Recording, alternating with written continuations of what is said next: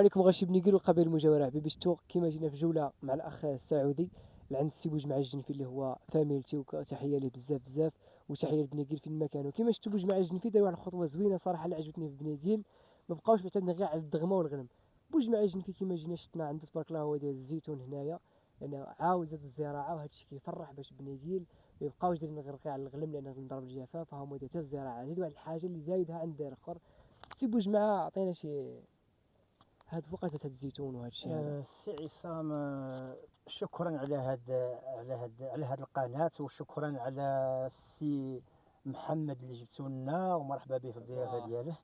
ويوم سعيد هذا نهار كبير عندنا، وشرف لينا ملي جبتنا السي محمد من السعودية. الله يغنيك. ومرحبا بكم الضيوف ديالك.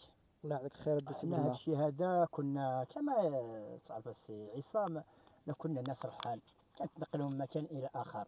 من سنه 2007 استقرينا في هذا المكان مع المجهودات ديالنا، وراك عارف رغم الظروف الصعبه اللي تجاوزناها مع سميتو مع الجفاف، وهذا خيم علينا الجفاف بزاف، وهذا بقينا كنفكروا شي افكار اخرى. الحمد لله قامت وزاره الفلاحه بشي مجهودات، ودرنا تنسيق بها بالتعاونيات في اطار تعاونيات.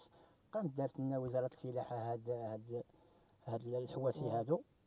بعض الناس اللي دارت لهم الناس، يعني اللي داروا مجهودات، بدلوا مجهودات وداروا تنسيق بالتعاونيات وهذا، والحمد لله كانت النتيجه ايجابيه الحمد لله. حنا شاربين الماء، والناس كيجيو هنا كيسقيو من هذا الحاسي هذا، وحنا عاوتاني كذلك درنا شويه ديال الشجر، درنا شويه ديال الفلاحه، وراه حنا متعاونين مع الوقت. شكرا السي بوجمع راه كنحيي غاشي بنيكيل كاع اللي قادر يدير الزراعه يمشيو شويه في الزراعه. ابو حاتم، كيف جاتك الاجواء هون من بعد انت كنت قبيله بنيكيل هم رحل عن الدغمه وهاي، شو لقيت عند قبيله بنيكيل هذا مثال عندك؟ أنا من هذا المنبر مشاهدي الكرام، أنا محمد المسافر صاحب قناة المسافر للتغطيات. أنا اليوم أقول لكم أنا واحد من قبيلة بنيكيل.